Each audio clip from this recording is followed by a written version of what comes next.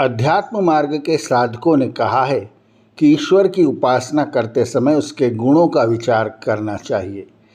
ऐसा कहा गया है कि ईश्वर के गुणों की गणना यद्यपि संभव नहीं है, पर आर्य विद्वान ईश्वर के 6 गुण प्रमुख रूप से बताते हैं। आइए इन पर विचार करें। पहला गुण, ईश्वर को अजन्मा कहा गया है। ऋग्वेद का मंत्र है, अजो न क्षाम दाधारम पृथ्वीम तस्तंभद्याम मंत्रे भी सत्ये, अर्थात वह अजन्मा परमेश्वर अपने अबाधित विचारों से समस्त पृथ्वी को धारण करता है। इसी प्रकार यजुर्वेद में कहा है कि ईश्वर कभी भी नस नाड़ियों के बंधन में नहीं आता, अर्थात वह अजन्मा है। ईश्वर को अजन्मा मानने में सबसे अधिक प्रबल युक्ति यह है कि जन्म के साथ अनेक ऐसी बातें जुड़ी हुई हैं जो ईश्वर के गुण कर्म स्वभाव के विपरीत हैं। जैसे जो जन्मता है वह मृत्यु को भी अवश्य प्राप्त होता है, तथा जन्म के साथ ही शरीर आदि में होने वाले दुखों को भी सहना पड़ता है, जिससे ईश्वर को आनंद स्वरूप नहीं माना जा सकेगा। और जो इस प्रकार से जन्म मरण के चक्र में पड़ने वाला होगा, उसे न तो सर्वव्यापक कहा जा सकता है न सर्वशक्तिमान। और वेदों में वर्णित ईश्वर के स्वरूप में उसके एक गुण का दूसरे गुण से ऐसा मेल है कि एक गुण से दूसरा गुण स्वतः ध्वनित होने लगता है। जैसे सच्चिदानंद होने से वह निराकार है, क्योंकि आकार का तात्पर्य है सावयव होना, और सावयव कभी भी सर्वशक्तिमान नहीं हो सकता, क्योंकि अवयवों का संयोग बिना दूसरे के किए नहीं हो सकता। अतः ईश्वर निराकार है और निराकार होने से वह सर्वशक्तिमान है। सर्वशक्तिमान होने से वह न्यायकारी है और न्यायकारी होने से दयालु तथा अजन्मा है, क्योंकि जो जन्म मरण वाला हो वह सर्वशक्तिमान नहीं हो सकता और न ही आनंद स्वरूप होता है। दूसरा गुण, ईश्वर अनंत है। अजन्मा होने से ईश्वर अनंत है, क्योंकि जन्म मृत्यु की अपेक्षा रखता है। मृत्यु अर्थात अंत और जन्म एक दूसरे की पूर्वा परिस्थितियाँ हैं। अतः ईश्वर अनंत अर्थात अंत से रहित है।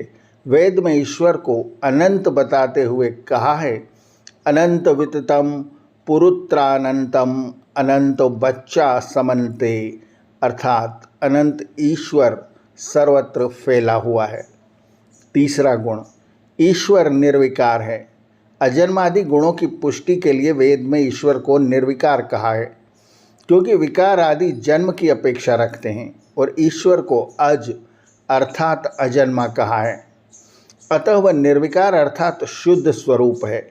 वेद की इसी मान्यता के आधार पर महर्षि पतंजलि ने योग दर्शन में लिखा है, क्लेश कर्म विपाकाशयैर परामृष्ट पुरुष विशेष ईश्वर, अर्थात जो अविद्यादि क्लेश कुशल अकुशल इष्ट अनिष्ट और मिश्र फल दायक कर्मों की वासना से रहित है, वह सब जीवों से विशेष ईश्वर कहलाता है।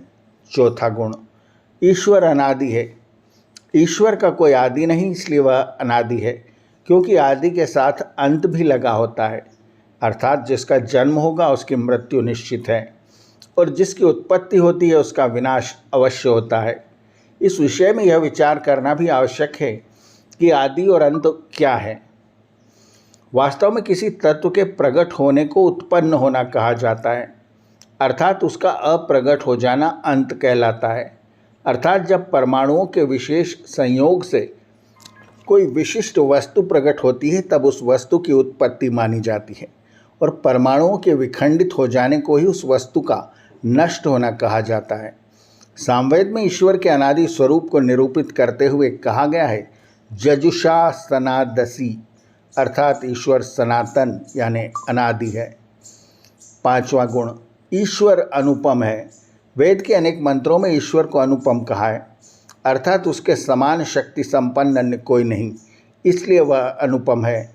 जैसा कि सामवेद में कहा गया है, न कि इंद्र त्वदुत्तरम न ज्यायो अस्ति वत्र हन न ख्येयम यथा त्वम, अर्थात ईश्वर के समान न तो कोई श्रेष्ठ है और न ही उससे ज्येष्ठ है। अथर्ववेद में कहा है, तस्मै ज्येष्ठाय ब्रह्मणे, अर्थात संसार में कुछ भी ऐसा नहीं जिससे ईश्वर की उपमा दी जा सके, इसलिए वह अनुपम है। छठा गुण सर्वाधार।